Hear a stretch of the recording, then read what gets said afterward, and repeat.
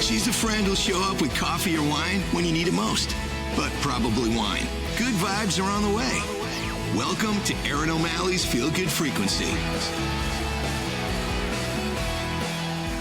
Hi, welcome back to Erin O'Malley's Feel Good Frequency. I'm Erin. Today's guest, I am so honored that he has taken time out of his crazy busy schedule to chat with me. I found him on social media years ago, and I've been following him ever since. He is a trainer and has been for many years. He also is somebody who himself struggled with body dysmorphia, with binge eating, and things that many, many people struggle with themselves. He is now so crazy successful and also the big brother that we all need on social media. You see a lot of these videos where people are posting about their workouts or they're trying to figure out the healthiest thing to eat, that kind of thing. And you get the trolls that come out in droves and just cut them down. James is the one that swoops in and immediately tells people to basically mind your own business. Do not talk to people this way. You're going to scare people out of wanting to better themselves. What is wrong with you? That kind of thing. And I have admired him from afar for a very long time. So I feel like this episode specifically is so great for anyone who wants to better themselves, anyone who has beat themselves up about their weight or not working out enough or foods that you are kicking yourself for eating, that kind of thing. He really does pick apart those subjects and how to better your life and your relationship with not just food, but with yourself. And I truly love that he is so transparent because especially the fact that he's a man, you hear these kinds of things all the time with women who have eating disorders. It's almost exclusively women that you hear about, but men deal with this kind of thing too. And it's just refreshing to have someone who is so open about the struggles he went through, how badly he spoke to himself in mirrors, which he was always looking in to make sure that there wasn't any extra gain anywhere. And just the person that he was when he was a little kid, he spent so many years trying to get rid of and avoid and not think about and not regress back to because he was heavier and he was bullied himself. And it's so relatable and so raw. So yes, this is the episode for you. You're the hardest on yourself, the way you speak to yourself, that you would never speak that way to anybody else, even like a worst enemy kind of thing. Here comes James to make you feel better, but not just better, stronger. And I'm really excited to have you be part of this conversation that's just so important. Hope you enjoy James. James Cappola, I am so excited to have you here. Thank you so much for having me. Oh my gosh, thank you. I know how busy you must be between your online training business, Zero Shortcuts, your social media. You're just like a superhero with social media. You stand up to bullies. You have hundreds and thousands of followers. And most importantly, you are a husband and a new dad to a precious little girl. Yeah. So congratulations on all of that. I have followed you for a while and I have really wanted to talk with you because I love what you do. I've never had or known a trainer like you. You are transparent. You have empathy like I've never heard before. And what's really remarkable is it truly seems to stem from your own personal journey of weight and body dysmorphia. And men don't talk about this. Right. And I love that you do because I think it's so important. So can you kind of just share how you went from an overweight kid to where you are now, helping and wanting to help others through training and exercise and all of that goodness? Yeah. I've always had this like empathy part of me. I got that from my mom. She's just like an angel. And since I was like a kid, I remember just always just giving people advice or being there for them, even if they weren't really friends with me. So I always kind of looked to do that. And yeah, a little part of it was having some sort of value because I was self-conscious as a fat kid. So I wanted to just be useful somehow. So that part was always organic. I didn't really find a way to channel it into fitness until I started sports. The first sport was PTA basketball. I sucked, but it was the first time that I really exercised. And the weight started coming off. So I started learning more about nutrition. And then I did football, wrestling, track and field. Wow, you jumped into it. Holy Yeah. cow. But it wasn't really for like a love of the sport. It's because I just like needed to make sure that I was holding myself accountable with my weight and stuff. I got like very obsessed. No matter how thin or jacked I got or anything, I saw a little fat kid for a very long time. It was never enough. Luckily, I never outwardly projected how I felt about myself. I always supported people the same way that you see me doing it now. I think that the most like restrictive thing I told a client once is like not to use coffee creamer. That's like the furthest I went into telling my clients like how to diet and stuff as far as like restriction. I never ever treated them like I treated myself. And I knew that this was something that I wanted to do, and I just hyper fixated on it. And I got my degree in exercise science. I got certified like the day after I graduated, and I worked my way up through like every like position in the corporate fitness world. And then when 2020 hit and there was no more in-person training at that time, we were just like, all right, so we got to work. So we took matters into our own hands, and I had a shit ton of clients that I just brought over from where I was working. And that at least held us over while we built our business. And that brings us to where we are today. I think it's really cool that you pivoted because, man, the pandemic did a number on so many businesses. And Yeah. especially anything having to do with gyms and trainers. We all were in masks. We couldn't leave our house. And I love that you found a way to not just continue what you were doing, but then thrive from it, because now you are exclusively online, right? Yeah. Yeah. I haven't trained in person in 5 years. Oh my God, in person, really? Yeah. Last time I trained in person was like March of 2020, I think. Wow. But you're so stunningly successful, which I absolutely love. One of the things that I saw that you used to do, and God, I feel this in my bones because I know so many people who do this kind of thing still to this day. You would put X's on Yeah. foods when you were growing up. Like once you got into all of the different sports and stuff, you were so hyper focused on not putting weight back that you'd put X's on food stuff in your house, like food that your parents were eating too. Yeah. Oh my gosh. So I also made them feel like shit. Oh, sorry about that, Mom, Dad. Yeah. Yeah. And if I did cave, I had to go run 5 miles. So that was like my discipline. And I just wish I knew at the time that how counterproductive it was. And if I only allowed myself to have the stuff with the X's on it, I never would have needed to punish myself. I feel like the more we all deprive ourselves of something like a cookie, the more we're obsessing about it, and the more it's like, I just need to get to that cookie. Instead of just having it, have the cookie and then live your life. And it's so much easier to say that than to actually do it for so many people, I think. And if somebody's never struggled with this, they have no idea why it's so difficult. But Yeah. if you have food noise, if you have any sort of body dysmorphia, that is huge. And then were you also, you must have been looking at yourself every day, especially maybe after eating an X food, like, okay, did anything show up anywhere? Which is unrealistic. All of a sudden the Oreo is right here on my side. But did you do that kind of thing too? Almost every class in high school, I would go to the bathroom, to a bathroom with really good lighting, and I would body check myself. Wow.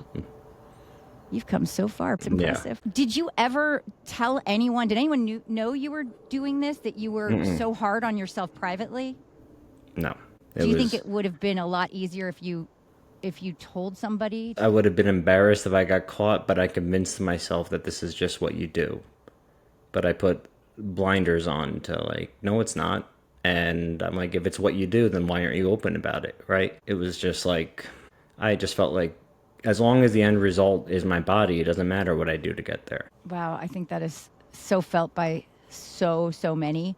But I guess my question is, how were you able to, because you did it brilliantly, how were you able to compartmentalize what you were doing to yourself and how hard you were on yourself, yet you seem to always keep your clients on track? It never bled into that. Because I could never see my clients be as miserable as me. You're definitely a helper.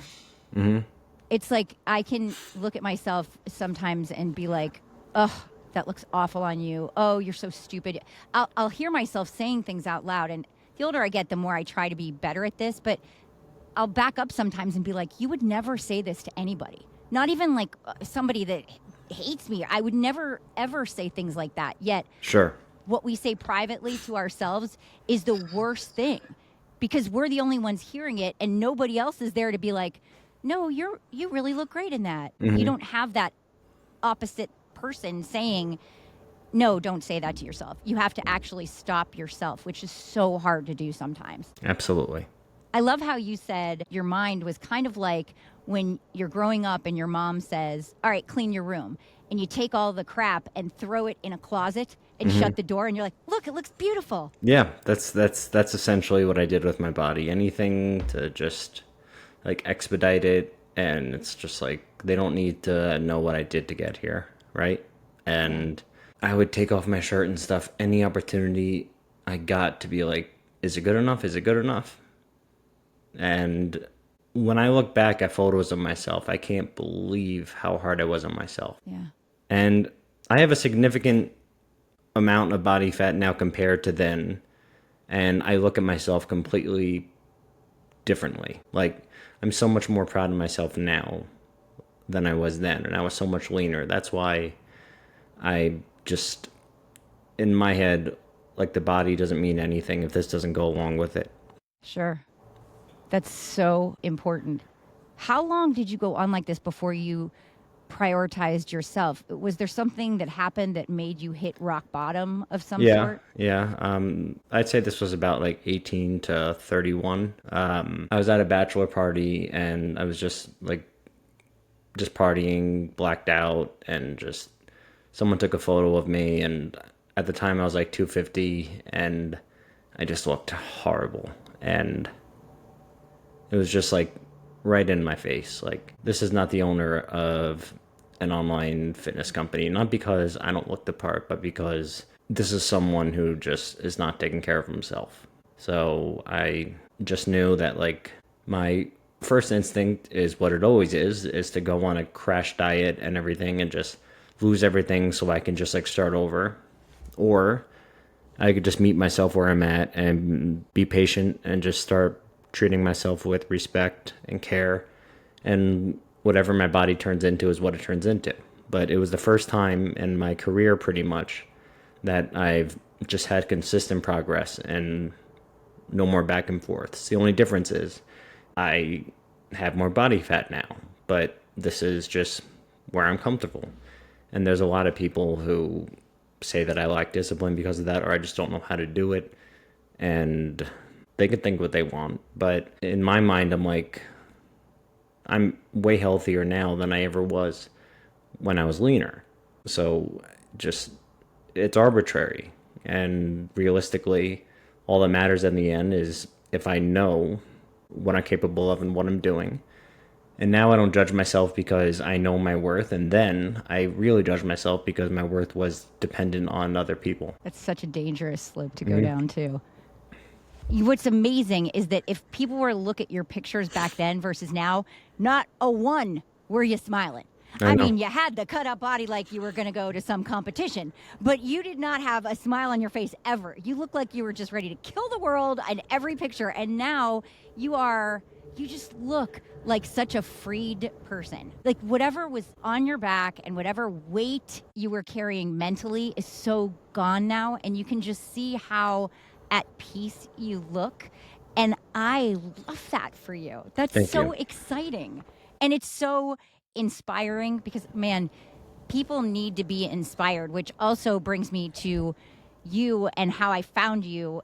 Your first TikTok, was that during the pandemic, I think maybe 2021? ish. Is that right? Mm-hmm. And you had said at one point that the followers that you were getting kind of helped your confidence with it because you weren't all that comfortable talking at first. I love the first videos of you with the phone like really close, and you can just tell that this is not the most comfortable thing you've ever done, is to just be talking to a phone online. And now you are so crazy comfortable with it that that's what you're known for. So talk about flipping a switch. And there's so many reasons why I wanted to have you on, but the way you are and the way you stand up to fat shamers, it is remarkable. Do you remember the first clip that you put out where you were defending somebody? The first, no, but I mean, the first viral clip was this woman at an airport eating. And I've evolved a lot. Like, now I'm angry and passionate with a point to drive home, and I can be articulate about it. Whereas when I first started, it was mainly just rage and anger, and it wasn't as clearly like thought out, right? But now it's really like tuning in and saying what needs to be said, and not just me getting my anger out. But the feeling was there to defend someone. Yeah. Did you just kind of organically find that somehow on your social media, somebody doing that, and then you wanted to say something, and is that how it kind of started? Yeah, and then people just started tagging me and other things like that. Yeah. So it was my chance to just get all the anger from all the bullies, the way I bullied myself, and channel it into like something good. I didn't feel like I was just yelling at people for the sake of yelling at them. It usually was for a very good reason. Then I just kind of got a knack for it, and then I knew what to look out for. I knew who I was supporting. I knew what they wanted to hear, and then content just became very, very easy.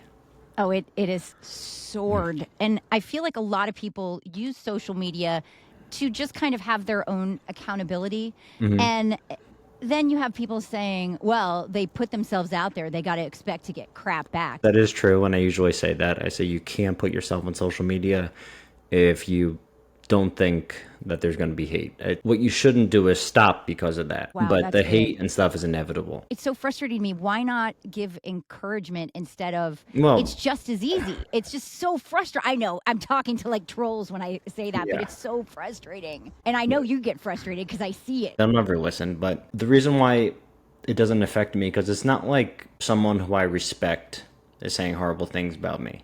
Yeah. It's always a faceless profile or a nobody or something, and just they're embarrassing themselves. That's how you have to look at it. Now, if this was me like 10 years ago, yeah, I would have crumbled and probably went anorexic. But now, okay. That's what I feel so bad about, though, is I think a lot of these people who do put things out online are where you were 10 years ago, are trying for the first time to get in shape and to better themselves and to feel better about themselves. And then they do that, and the awful things that are said to them just get me so fired up. But then you came along and you find these people and make them feel seen in a good way. And that is, oh man, that's a superpower, I'm telling you right now. So what is the dumbest thing that you've ever had to respond to on Instagram or seen on Instagram? The dumbest thing that you're like, I cannot let people believe this is true. I feel like the really dumb things, they know that they're dumb and they're doing it for clout, right? Like there's no, like saying that immersing yourself in cold water burns more calories than like anything, like stupid stuff like that. But the thing that bothers me the most, that I feel like they're not lying, this is really how they perceive it, is lately I've been noticing women getting body shamed and fat shamed who truly, like, not only are they not fat, like they're in very good shape. And I'm trying to put myself in the troll's shoes. I'm trying to look, and I'm like, they really, really think that she's out of shape. And it's one thing if someone is objectively holding more body fat and they know it, and people call out that they're like bigger and stuff. I don't believe in telling people you're not big when they are big, because I don't think that does anyone any favors. It's just about respecting them and just treating them like a human being and just not even addressing it. Plus, most big people know they're big. Right. And if you say that it's not, then it's like you're clearly like lying. But lately, a lot of people have been defending like not not only are they not fat, but they're fit. And I'm just like, I don't know what's happening. I'm not equipped to deal with people not observing things in like reality. I don't even need to really defend this person because they're objectively fit and thin. And it's just like the standard is getting insane, and it's only going to push people to eating disorders. I so agree with that. And I know exactly who you're talking about. There's a girl who's extremely in shape. She can do more pull ups than I would ever be able to do in my lifetime. She's incredible. And then she was sitting in a bikini eating something, and people are like, oh, yeah, you can't consider yourself in shape. I count 4 rolls. I count this. I count that. And I'm like, oh my gosh, can you go to her page for 2 seconds and see that she is a very fit, very lean, normal human being? And most of us, when we sit, it's not some flat board. And it's like you're saying, it's got to be like banging your head against a wall because, hello, do a little bit of fact finding or just shut up. Just stop. But you're right. That kind of thing is going to push people toward the worst of the worst, which is hating themselves and having eating disorders. And it's just wrong on every level. I'm so glad you brought that up because I saw that the other day and I was angry about it myself. Yeah, and there's like 4 others that I've done within the last like month and a half. I was just in like disbelief, and I just feel so bad for the women who clearly work on themselves, who just are setting very positive examples, but they're just not airbrushed. They're not posing in perfect lighting, or filters everywhere, all that. It is what it is. And then today you posted about how somebody somewhere said if somebody's more than 109 pounds, they're not okay. Like everybody, you should be under 109 to be acceptable. And I'm like, how old do you think somebody who's an average of 109 is? Yep. Okay, so my favorite crazy thing that people have said, and they say it a lot, and you call them out on it, that you've posted about is sugar is a drug. Yeah, that drives me nuts. Nothing better than this quote from James, who's on with me right now. There is no world where sugar should be compared to hard drugs like cocaine or heroin. I never called my favorite Italian baker at 3 a.m. to meet me for an effing cannoli. Yep. I died laughing. When I saw that, I was laughing so hard. I ran to my husband. I'm like, look at this guy. He is killing me. It drives you nuts when people say foods are poison, any kind of food. And I like the fact that you tell your clients, I'm not going to say don't eat something. I'm going to say let's not do things in extremes because we want to make progress, which I think is super smart and the way that it should be. Empathy is more important than abs will ever be. You said that once too, and God, is that true? So as for clientele, you have a really thorough screening process because I'm sure you get hit up all the time with people wanting you to train them. I like that you have this process because you said, you don't want to waste their time, and you spend the first couple weeks just trying to get people out of their comfort zone. So do you feel like you're kind of a therapist too? I don't want to say that I practice out of my scope of practice or anything, but just a lot of it is just talking and listening and being present and validating. So like in some ways it falls in line with that, but like realistically at the end of the day, it's just doing my job and getting the information I need to make sure that they're doing this efficiently and safely. Yeah, I guess you're more of a cheerleader than a therapist. That's a good way to probably say it. Do you feel that people's need for instant gratification, like strength and weight loss, is worse now? Yeah, that's why I have a big screening process, because if someone is very adamant about getting drastic results within like a month or 2 months or something, I'm like, I'm sorry, I'm not the person for you. I'm not going to put you through that. I try to talk them out of it, but if they're set, I don't want to take their money. And you have enough to choose from because I know you've had many people that wanted you to train them, me included. And once I get an actual paycheck, I'm coming back to you. So the GLP-1s, have they changed the way that you approach things with clients that No. are using them? No. You still have to strength train. You still have to show proper nutrition. You still have to go over recovery. It's just a tool that's making it easier for them. It doesn't take anything away from anything. I know and I understand if weight comes off fast, no matter how, not necessarily just GLP-1s, but anyway, you're going to lose muscle if you're not strength training. It's just the way it goes, absolutely. But people don't understand that. Can you give me a quick example of a toxic mindset versus somebody that comes to you with healthy expectations? Sure. Like just someone who needs to be thin or skinny for like a bachelorette party. I could see that they're very dysregulated and just they're not doing this for the right reasons. And if I were to give them what they wanted, they would just undo it the second they go to the trip from massive deprivation. Or just a parent who just wants to not be in pain anymore, wants to get off their blood pressure meds, who just wants to be healthy, take care of themselves. However their body changes is how it changes. How does it work with online training? Do they tape themselves and then Yes. you see the form? Okay, that's what I kind of figured. So this is a big one. Back in the day, fat shaming would ruin your day. How do you turn that off? How do you switch your mindset? Because I think so many people have that and it's hard, even if you lose weight, because I know the biggest thing is don't lose weight for other people, lose it for yourself, or get in shape, get healthy is probably a better way to say it, for yourself than others. But still, it can be really difficult to turn that off. How did you do it? Do you have any tips for people? Yeah, so the reason why it affected me so much in the past was because that was my sole piece of value. And if you take away my sole piece of value, then I don't know what I'm worth. But if you know what your worth is and you know what you're capable of, then they're just words. And their perception is their perception. It doesn't mean anything. So if you know that it does nothing to your value, then you can just carry on. God, that's so simplistic. And I need to listen to it more myself. I was in radio and at one point I lost maybe, I don't know, 25 pounds. This is after I had my kid. And I ran into one of my coworkers and she goes, "Wow, you look like you could be on TV now too, not just radio." And I'm like, oof, that like, holy crap. Then I'm thinking, Yeah.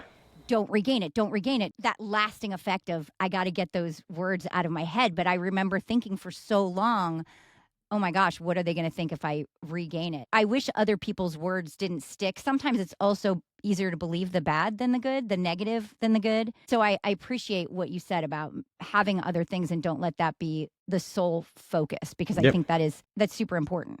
We all have something that we've been told or said that sticks a little bit.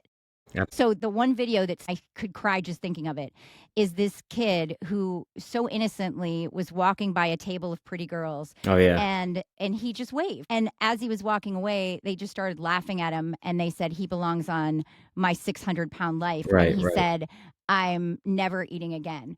Yeah. And I literally had tears in my eyes and I found the kid so I could follow him and cheer him on. Because that seems to be what I do. When you find these people, I find them now and I cheer them on. Thank you for being so kind. Did you ever hear anything back? Yeah. He thanked me.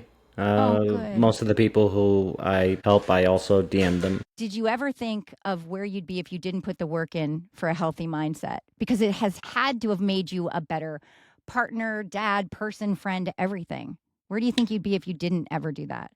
I just would have been very destructive to the point where I wouldn't know how to dig myself out because it just wasn't sustainable. So I'm glad I caught myself when I did. I'm glad that I did the work, and I'm glad that I can teach others how to do it. I'm so glad too. How can people find you? James underscore Cappola, Cappola on Instagram, or James underscore Cappola underscore fit coach on TikTok. I got it. Thank you. I'm so glad your girl's doing well, by the way. Thank you. Thank you. And Erica, your incredible wife, I wish you all the absolute best. And I promise you, the minute I'm getting a paycheck, I'm calling you back. Thank you so much. I appreciate it. Thanks, James. Have a wonderful day. I appreciate you. Thank you so much, James. I am super grateful that you took time out of your crazy busy schedule to chat with me.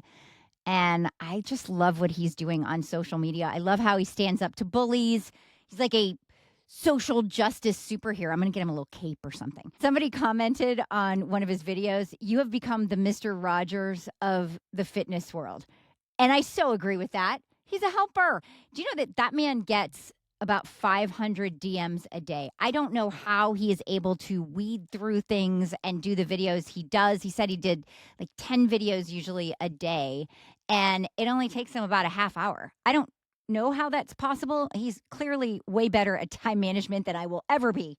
But again, my thanks to James for being with me today, because wow, yet another example of somebody spectacular that has been on the feel good frequency. And I'm super grateful. In all the years I was in radio, I never talked about weight. There were so many times when different companies wanted me to either endorse a product or be part of something like that. And I just feel like that's such a personal thing and a personal decision. And I don't know, I just never was comfortable talking about it. I will say that certain things I will never forget. Like when I saw my oncologist for the first time, one of the things that I mentioned was, oh, well, at least I'll lose some weight. And he goes, oh, actually, the majority of people who have breast cancer end up gaining about 30 pounds. And I was like, can't I catch a break anywhere? But I didn't end up gaining weight. But it was just like, are you kidding me? I thought that was like the only thing I had to look forward to, aside from, of course, beating the cancer, was the fact that I would lose a little bit of weight on chemo. No. Didn't. But if you put all of your stock in what others have to say, you will constantly look for it. You will constantly crave it. And you will never feel whole without it. And that is toxic. So let's not do that. People are going to say what they're going to say.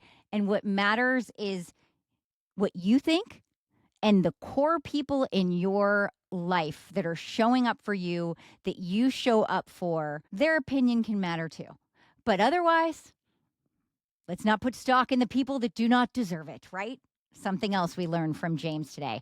If you know somebody who would be great for the podcast, tell me all about it. ErinO'Malley'sFrequency.com. If you like this, tell your friends and family about it. Have them be part of the frequency. It's lots of fun, and I'm welcoming new people every day, and I love it.